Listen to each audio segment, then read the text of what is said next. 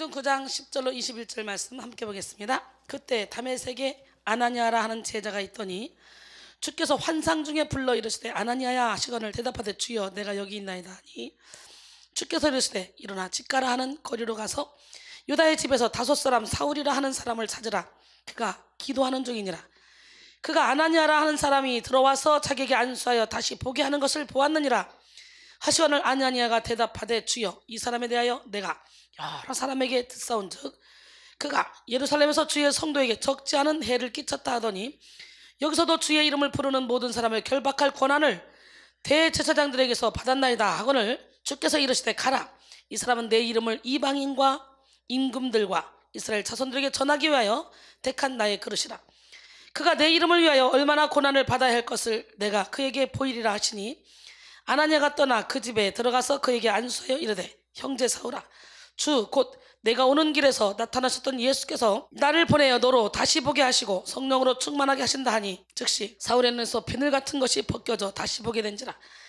일어나 세례를 받고 음식을 먹음에 강건하여지니라. 사울이 다메섹에 있는 제자들과 함께 며칠 있을새 즉시로 각 회당에서 예수가 하나님의 아들이심을 전파하니 듣는 사람이 다 놀라 말하되 이 사람이 예루살렘에서 이 이름을 부르는 사람을 멸하려던 자가 아니냐? 여기 온 것도 그들을 결박하여 대제사장들에게 끌어가고자 함이 아니냐 하더라. 생각의 지경을 넓혀라. 지금 지경 넓히기 두 번째 시간입니다. 이 제목으로 함께 은혜를 나누기를 원합니다. 우리는 그 어떤 땅보다도 마음의 땅을 넓혀가야 됩니다.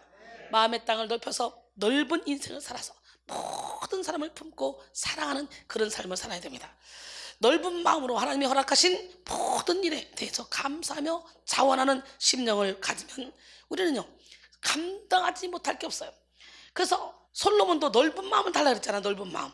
오늘 여러분 바닷가의 모래 같은 넓은 마음을 하나님이 여러분에게 주실 줄로 믿습니다. 우리가 넓은 마음을 품기만 하면 용서하지 못할 사람이 없고 사랑하지 못할 사람이 없고 이해하지 못할 사람이 없습니다. 서로의 다양성을 존중하며 연합하게 됩니다. 하나님의 은혜를 아는 그런 겸손의 삶을 살게 됩니다. 우리 모두 마음의 지경을 넓혀서 품지 못할 사람이 없는 인생, 감당하지 못할 일이 없는 인생, 위대하고 깊은 인생을 살기를 주님의 이름으로 축원합니다. 생각의 지경을 넓히는 것은 집 크기를 넓히고 땅 크기를 넓히고 차를 넓히고 인맥을 크게 넓히는 것보다 훨씬 더 중요한 일입니다. 생각의 지경이 넓어지기만 하면 우리는 그 어떤 상황 가운데서도 긍정적인 사고방식을 가지고 실패는 성공의 어머니라고 과거를 돌아보지 않고 하나님이 예비하신 축복을 향해 달려갈 수 있게 될 줄로 믿습니다.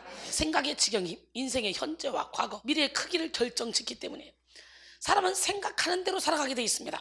과거의 생각은 현재를 만들고 현재의 생각은 미래를 만들어냅니다. 지금 현재 여러분은 과거에 여러분이 생각한 대로 지어진 거예요. 나는 안 돼, 그래서 안 됐을 것이고 나는 할 수 있어, 뭐든지 할 수 있어. 그리고 열심히 노력했으면 여러분의 생각대로 여러분이 만들어져 있을 겁니다. 말씀이 기갈이 아니에요. 여러분의 마음밭이 길가밭, 돌짝밭, 가시밭이기 때문에 그래요. 길가밭, 돌짝밭, 가시밭이라 열매를 못 맺는다 할지라도 마음을 열고 변화되겠다고 노력하고 주의 종이 선포되는 그 말씀을 아멘, 아멘, 아멘으로 받으며 하나님 나를 깨주시옵소서, 내 생각을 무너뜨려 주시옵소서, 나를 불쌍히 여겨주소서. 그러다 보면 어느 순간에 자고 깨고 하는 중에 여러분 마음밭에 씨가 떨어져서 싹이라고 이삭이라고 열매가 맺혀지는 역사가 일어날 줄로 믿습니다. 사람은 생각하는 대로 살아가게 되는데요, 여러분 우리가 어떤 색의 안경을 쓰느냐에 따라서 세상은 다르게 보입니다. 빨간 안경을 쓰면 세상은 온통 빨갛게 보이고 까만 안경을 쓰면 세상은 온통 까맣게 보이죠. 우리의 생각 또한 마찬가지입니다. 사탄은 우리의 생각을 통해 틈을 타고 들어와서 우리 속에 집을 짓습니다. 가룟 유다는 생각을 빼앗김으로 사탄이 그 속에 들어갔어요. 결국은 가룟 유다는 예수를 파는 엄청난 죄를 범하게 되죠. 여러분 이렇게 마귀도 하나님이 부리는 영이라는 걸 우리는 알아야 돼요. 요한복음 13장 2절에 마귀가 벌써 시몬의 아들 가룟 유다에게 예수를 팔 생각을 집어넣었어요. 그럴 때 우리는 예수 피해야 되는데 부정적인 생각이 올 때 그렇지 생각에 꼬리를 물고 상상의 날개를 피다 보면 여러분은 완전히 사단의 밥이 되는 거예요. 무조건 부정적인 생각이 오면 어떻게 돼? 예수 피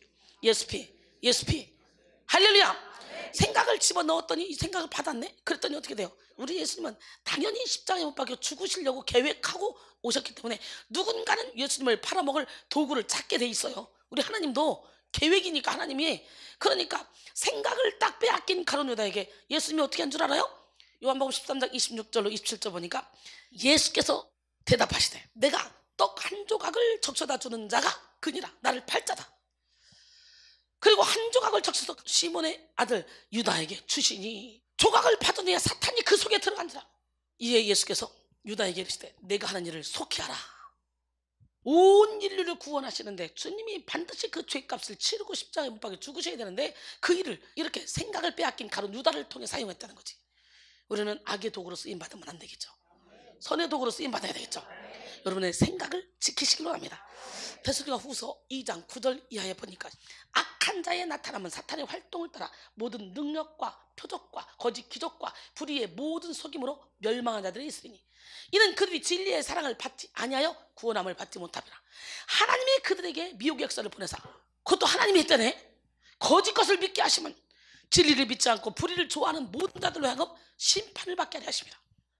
아무리 능력, 기적, 표적 나타난다 할지라도 하나님께 영광 돌리지 않고 그 영광을 가로채면 하나님의 미혹의 역사를 보내서 거짓 것을 믿게 하는 거예요.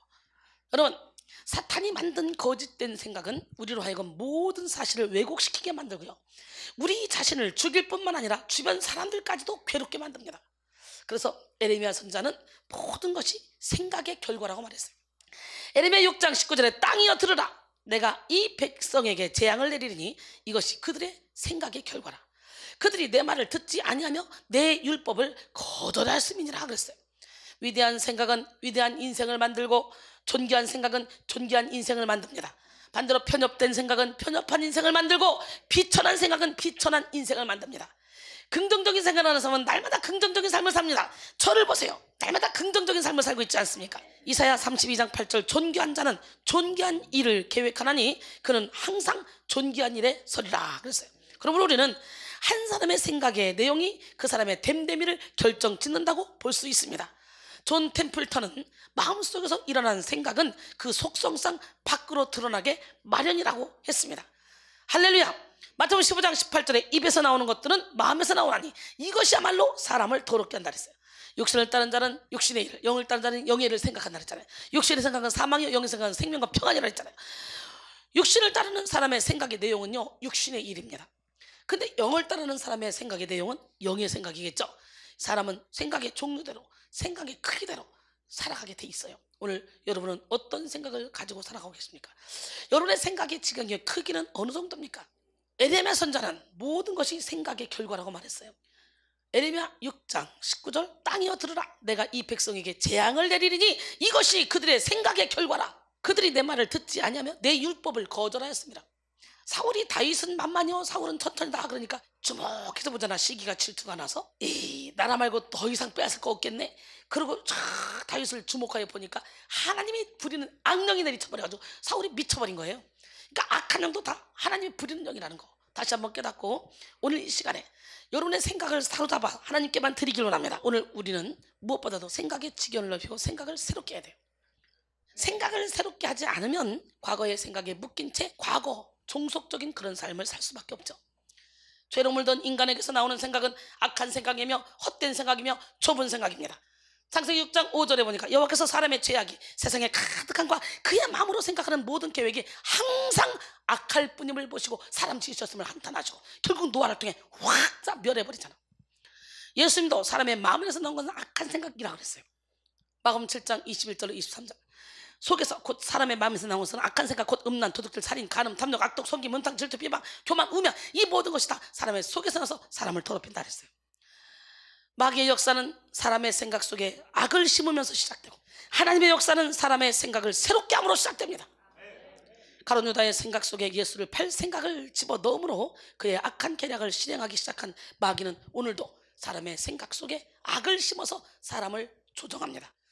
하지만 하나님의 능력은 이러한 마귀에게 물든 인간의 모든 이론을 파하며 모든 생각을 사로잡아 그리스도에게 복종하게 합니다. 우리의 싸움은 혈육과 육의 싸움이 아니에요. 공중것을 잡은 악한 영들과의 싸움이에요. 고린도서 10장 4절 5절 우리의 싸우는 무기는 육신에 속한 것이 아니오 오직 어떤 견고한 진도 무너뜨리는 하나님의 능력이라. 모든 이론을 무너뜨리며 하나님 하는 것을 대적하여 높아진 것을 다 무너뜨리고 모든 생각을 사로잡아 그리스도에게 복종하게 하니 우리의 죄악된 세상이 그리스도에게 복종될 때 하나님의 새 창조의 역사가 시작됩니다. 자아의 생각이 꺾인 자리에 성령의 기름 부음이 임하고요, 생각이 변한 자리에 예수 그리스도의 영광이 나타납니다. 그러므로 오늘 우리는 생각을 새롭게 하시는 하나님을 만나야 돼요. 딱딱하고 굳은 생각을 깨뜨리고 고정관념과 이 편견을 무너뜨리며 불신과 아집을 깨뜨려야 돼요. 육신의 생각이 깨어진 만큼 영적 생각의 지경이 넓어지고 위대한 하나님의 역사가 우리를 통해 나타납니다. 예, 프랑스의 유명한 철학자인 데카르트는 크게 믿어라. 인생은 당신이 생각하고 그린 대로 이루어진다. 할렐루야. 이렇게 말했습니다. 이 시간 여러분 모두가 악하고 부정적인 모든 생각을 깨뜨리고 믿음의 생각, 긍정적인 생각, 영의 생각을 하시기 바랍니다. 그래서 생각의 지경을 넓히시기 바랍니다. 아멘 하는 대로 될지어다. 사실 인간의 생각에는 모순이 많고 한계가 많습니다. 인간은 부정적이고 악한 생각을 하기 쉽지만 동시에 사실과 다른 잘못된 생각을 하기도 합니다. 그래서요, 나 힘들다 생각하면 진짜 힘들고요, 나 아프다 생각하면 진짜 아픕니다. 신기합니다. 생각을 타고 들어버려요. 그래서 꾀병이 많은 사람들 있죠. 안 아프다가도 좀 쉬고 싶어서 꾀병 부리면서 나 아파 그러면 그 말대로 진짜 아파집니다. 그런 거 경험했어요, 안 했어요? 했죠? 예, 어느 가정에 휴일에 모처럼 편히 쉬려던 남편이 부인의 송화에 못 이겨 이불 빨래를 하게 되었습니다. 여보, 이불 좀 빨아줘. 난 체력이 딸리 못하겠어. 그리고 이불을 막 하나 갖다 놓고 막 발불하는 거예요. 막 신나게 막 피곤해 죽겠는데 하루 실력 있더니 각시 성화에 못 이겨서 이불 빨래를 했어요. 빨래를 마치자마자 그냥 있어도 안 좋던 이 허리가 끊어질 듯이 아팠습니다. 그날 밤 잠자리에서 자려고 누웠는데 허리 통증을 느끼며 잠을 잘 수가 없는 거예요. 그래서 여보, 허리에 파스 좀 붙여줘. 아내 역시 피곤해서 졸려서 그냥 좀 참고 자요. 그러고 그냥 잡습니다. 할 수 없이 남편은 어두운 방 안을 더듬거리며 겨우 서랍에서 파스를 찾아서 허리에 붙였습니다. 파스를 붙이자마자 통증이 가라앉아요. 그래가지고 잠들었습니다. 푹.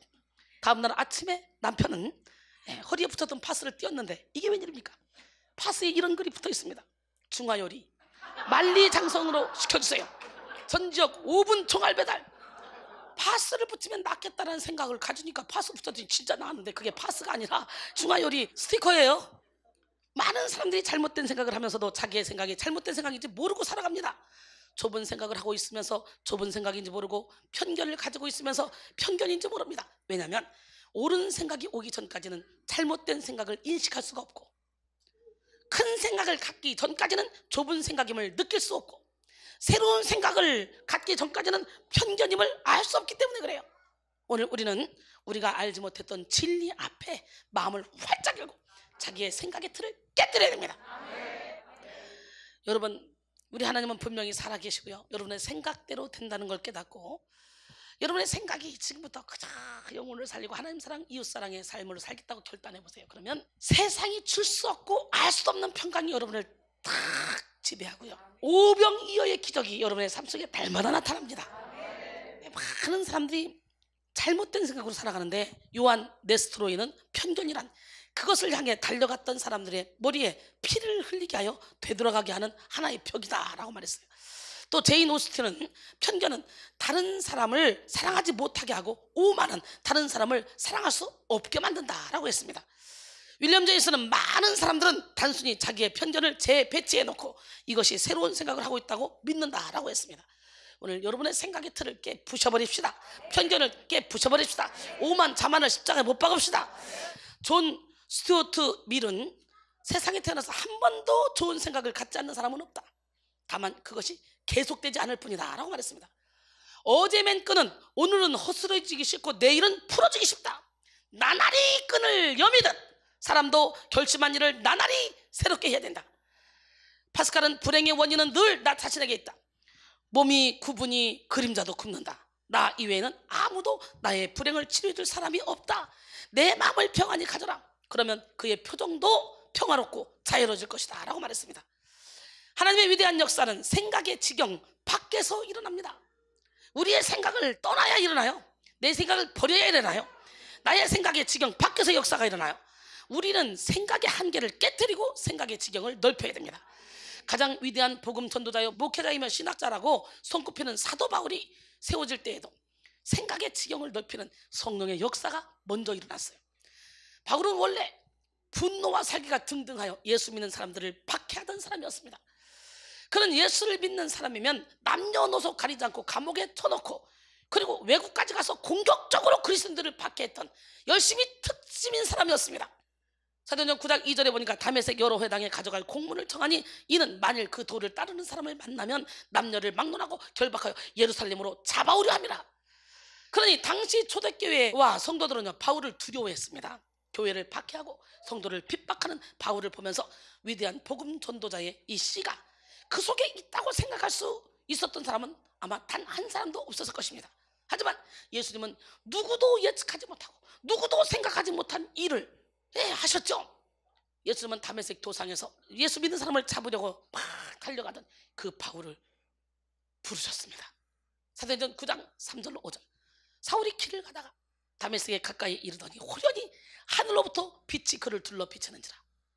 땅이 엎드러져 들음에 소리가 있어 이르시되 사울아 사울아 내가 어찌하여 나를 박해하느냐 하시거늘 대답하되 주여 누구시니까? 이르시되 나는 내가 박해하는 예수라. 호련히 하늘로부터 임한 예수 그리스도의 빛은 바울의 모든 세계관을 다 무너뜨렸습니다. 부숴버렸습니다. 바울의 아집과 고집, 편견 싹 다 박살냈습니다. 그때 바울은 한 번도 하지 못했던 생각을 하게 됐습니다. 자신이 무시하고 핍박했던 예수가 진정한 메시아였음을 깨닫게 된 것이죠. 그렇게 한순간에 임한 예수 그리스도의 영은 바울의 모든 것을 새롭게 했고 3일 동안 바울의 눈을 멀게 했습니다. 그때 예수님은 또 다메섹의 무명한 제자였던 아나니아에게 나타났습니다. 아나니아와 삽비라의 아나니아가 아닙니다. 예수님은 아나니아에게 환상 중에 나타나셔서 당시 바울이 어디에 있는지 또 무엇을 하고 있는지 알려주셨습니다. 그리고 바울은 이미 아나니아가 자기에게 와서 안수해 줄 것을 알고 그로 말미암아 다시 보게 될 것을 알고 있다고 말씀을 하셨습니다. 사도행전 9장 10절로 12절 오늘 본문이죠. 그때에 다메섹에 아나니아라는 제자가 있더니 주께서 환상 중에 불러 이르시되 아나니아야 하시거늘 대답하되 주여 내가 여기 있나이다 하니 주께서 이르시되 일어나 집가라 하는 거리로 가서 유다인의 집에서 다섯 사람 사울이라 하는 사람을 찾으라. 그가 기도하는 중이니라. 그가 아나니아라 하는 사람이 들어와서 자기에게 안수하여 다시 보게 하는 것을 보았는지라 하시거늘. 우리 하나님은 이렇게 사도 바울에게 아나니아라는 사람이 와서 안수해서 보게 하는 걸 보게 하시고 아나니아에게 너는 가서 걔가 알고 있으니까 가라. 양쪽에 같이 말씀하시죠. 그런 것처럼 요바에 있는 다비다에 찾아가라. 한 것처럼 고날려도 베드로를 청하라. 베드로도 그 음성을 함께 들어. 영통하면 이렇게 하나님은 같이 영통하게 만들어주는 거야. 하나님께서는 아나니아를 환상 중에 부르셨는데 여기서 환상은 문자적으로 보이는 것을 의미하죠. 그런데 이것은 초자연적인 것이나 꿈이나 상상 속의 허구가 아니었습니다. 아나니아가 들은 예수님의 음성은 그야말로 충격적인 것이었습니다. 지금까지 아나니아가 들었던 그 바울의 이름은 잔인하고 냉정하고 정말 무서운 교회의 박해자였습니다. 그래서 아나니아는 선뜻 예수님의 말씀을 따를 수가 없었습니다. 아나니아는 예수님께 바울에 대해서 자기가 가지고 있었던 생각을 말하며 예수님의 말씀을 이해할 수 없다고 토로하죠. 오늘 본문 13절로 14절 보니까 아나니아가 대답하되 주여 이 사람에 대하여 내가 여러 사람에게 듣사온 즉 그가 예루살렘에서 주의 성도에게 적지 않은 해를 끼쳤다 하더니 여기서도 주의 이름을 부르는 모든 사람을 결박할 권한을 대제사장들에게서 받았나이다 하거늘. 예수님은 아나니아의 말을 들으시고 다시 한번 바울을 향한 하나님의 계획과 바울의 사명 그리고 바울의 미래를 말씀해 주셨습니다. 15절로 16절 주께서 이르시되 가라. 이 사람은 내 이름을 이방인과 임금들과 이스라엘 자손들에게 전하기 위하여 내가 택한 나의 그릇이라. 이 시간에 여기가 다메섹 도상이 돼야 돼. 여기서 하나님만 만나면 우리는 이렇게 핍박자 박해자가 순교자가 되는 거예요. 여러분 사도행전 9장 15절로 16절 주께서 이르시되 가라. 이 사람은 내 이름을 이방인과 임금들과 이스라엘 자손에게 전하기 위하여 택한 나의 그릇이라. 그가 내 이름을 위하여 얼마나 고난을 받아야 할 것을 내가 그에게 보이리라 하시니. 그러니 주님의 일을 하려면 이렇게 우리는 고난을 뚫고 나가야 되는 거예요. 거저 그냥 하는 것이 아니라 하나님께서는 사울을 나의 택한 그릇이라고 말합니다. 가장 핍박하는 핍박자를 갖다가 택함이란 자신의 의지와는 상관없이 하나님의 은혜와 계획에 기인해서 선택한 것을 뜻합니다. 그리고 그릇은 무엇인가 수용하거나 지니고 다니는 도구를 의미하는데요, 사울이 예수님을 만나 변화되기 전에는 너무나 열심히 교회를 핍박하던 자이기 때문에 인간적 안목으로는 그가 주님의 그릇이 된다는 것이 도무지 상상할 수 없는 그런 일로 여겨질 수 있습니다. 하나님의 생각과 아나니아의 생각은 달랐습니다. 오늘 우리도 마찬가지입니다. 하나님의 생각은 우리의 생각과 다릅니다. 그럼 우리는 우리의 제한적이고 육신적인 생각을 깨뜨리고 하나님의 생각을 따라 생각의 지경을 넓혀야 돼요. 이사야 55장 6절로 9절, 너희는 여호와를 만날 만할 때 찾으라. 가까이 계실 때 그를 부르라. 악인은 그 길을, 불의한 자는 그 생각을 버리고 여호와께 돌아오라. 그리하면 그가 긍휼하시리라. 우리 하나님께로 돌아오라. 그가 너그럽게 용서하시리라. 이는 내 생각이 너희 생각과 다르며 내 길은 너희 길과 다름이니라. 여호와의 말씀이라. 하늘이 땅보다 높은 같이 내 생각은 너희 생각보다 높으며 내 길은 너희 길보다 높으니라. 할렐루야. 인간의 편에서 보면 하나님의 역사는 언제나 예측 불허입니다. 박해자를 복음 전도자로 만드시는 것도, 무명한 제자를 통해 바울에게 안수하게 하시는 것도, 그래서 바울의 사명을 알게 하신 것도 예측 불허잖아요. 인간의 생각으로 보면 예수님이 공들여서 3년 동안 가르치신 예수님의 12제자 중에 이방인을 위한 사도가 세워질 것 같지 않습니까?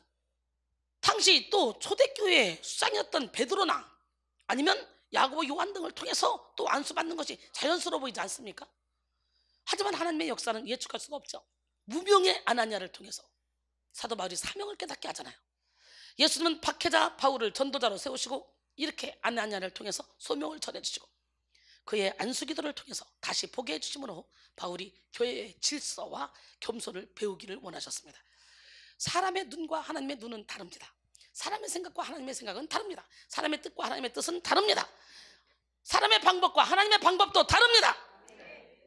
그러므로 우리는 육의 생각을 깨뜨리고 마음으로 생각하지 못한 성령의 일을 따라가야 돼요.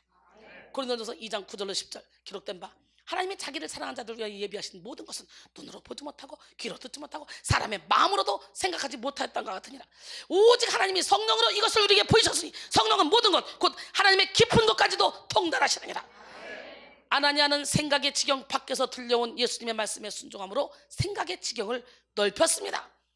오늘 17절 보니까 아나니아가 떠나 그 집에 들어가서 그에게 안수하여 이르되, 형제 사울아, 주 곧 내가 오는 길에서 나타나셨던 예수께서 나를 보내어 너로 다시 보게 하시고 성령으로 충만케 하신다.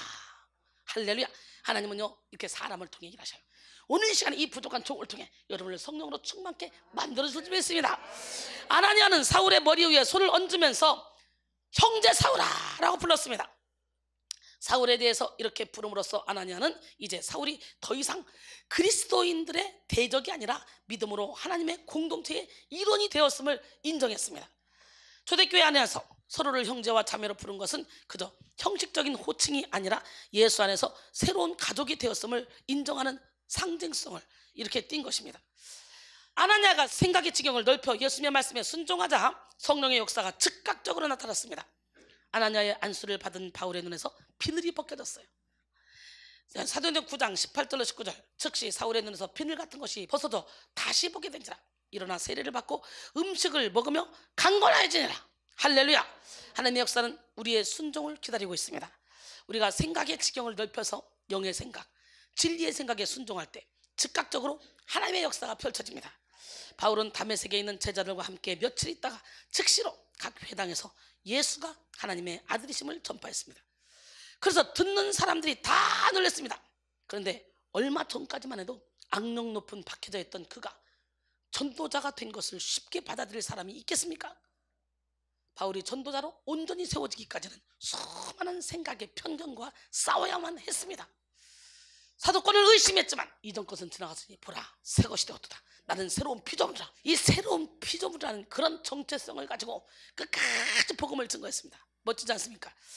오늘 본문 19절로 21절 보니까 사울이 다메섹에 있는 제자들과 함께 며칠 있을 때 즉시로 각 회당에서 예수가 하나님의 아들이심을 전파하니 듣는 사람이 다 놀라 말하되, 이 사람이 예루살렘에서 이 이름을 부르는 사람을 멸하던 자가 아니냐? 여기 온 것도 그들을 결박하여 대제사장들에게 끌어가고자 함이 아니냐 하더라 그랬어요. 변했어도 의심하는 거예요. 아나니아에 이어 바나바라는 믿음의 선배가 생각의 지경을 넓히고 바울을 인정해줬죠. 바나바는 바울의 손을 끌고 일일이 사도들을 찾아가서 그를 변호하고 그가 전하는 복음을 설득했습니다. 이뿐만 아니라 바나바는 바울의 인생의 중요한 순간에 멘토와 같은 역할을 했고, 나중에는 다소에 내려가 있던 이 바울을 안디옥으로 불러서 바울을 안디옥 교회의 목회자로 세웠습니다. 자기가 개척한 교회. 바나바 멋있잖아요. 생각의 지경을 넓힌 아나니아를 통해, 바나바를 통해 영적 거장 사도 바울이 세워지게 된 것입니다. 오늘 여러분은 어떻습니까? 생각의 지경을 넓히지 못하면 하나님의 가능성을 보지 못하고 전도자가 된 바울을 박해자로 머물게 할 수 있고, 이미 이루어진 하나님의 역사를 누리지 못하고 마귀의 종노릇을 하게 될 수도 있습니다. 생각의 지경을 넓히지 못하면 부유해도 가난하게 살고, 유능해도 무능하게 살게 되고, 유명해도 무명한 삶을 살게 됩니다. 하지만 생각의 지경을 넓혀봐요. 이미 이루어진 하나님의 역사를 누림으로 이 땅에서도 천국을 누리며 살아갑니다. 가난해도 부유하고, 무능해도 유능하며, 무명해도 유명한 삶을 살 수 있습니다. 생각의 지경을 넓힐 때 하늘의 권세가 임하기 때문에 그렇죠. 고린도서 6장 8절로 10절, 우리는 속인 자 같으나 참되고, 무명한 자 같으나 유명한 자요, 죽은 자 같으나 보라 우리가 살아있고, 징계를 받는 자 같으나 죽임을 당하지 아니하고, 근심하는 자 같으나 항상 기뻐하고, 가난한 자 같으나 많은 사람을 부귀하고, 아무것도 없는 자 같으나 모든 것을 가진 자니라. 생각의 지경을 넓히면 불가능 속에서 가능성을 보게 되고, 절망 속에서 소망을 끌어올릴 수가 있습니다. 고도원의 아침 편지에서 생각에 대해서, 생각이 업그레이드가 되면 오로지 글만 바뀌는 것이 아닙니다. 표현 방식이 바뀌고 행동 방식이 바뀝니다. 그 사람의 인격이 바뀌고 인생이 바뀝니다. 생각과 글은 지성의 우물에서 퍼올리는 물방울입니다. 그러나 이제는 지성을 넘어 영성의 우물을 깊게 파야 합니다. 그래야 그 사람의 인생도 업그레이드 됩니다. 이제는 영성의 시대입니다 라고 말했습니다. 영성의 우물을 깊게 팝시다. 지성의 우물도 깊게 파고, 은사의 우물도 깊게 파고. 할렐루야. 결론적으로 오늘은 생각의 지경을 넓혀라 라는 제목으로 함께 은혜를 나눴습니다. 사랑하는 성도 여러분, 이 시간 생각의 지경을 넓혀서 위대한 인생으로 나아갑시다.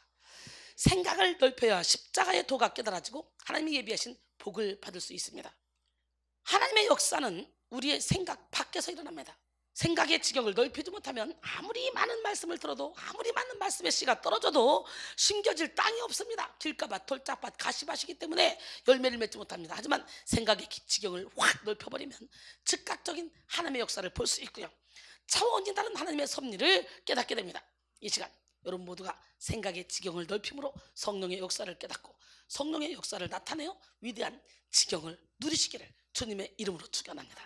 이 시간에 내가 주인 삼은 모든 것 내려놓고 찬양하고 우리 뜨겁게 기도하며 생각의 지경을 넓히기를 원합니다.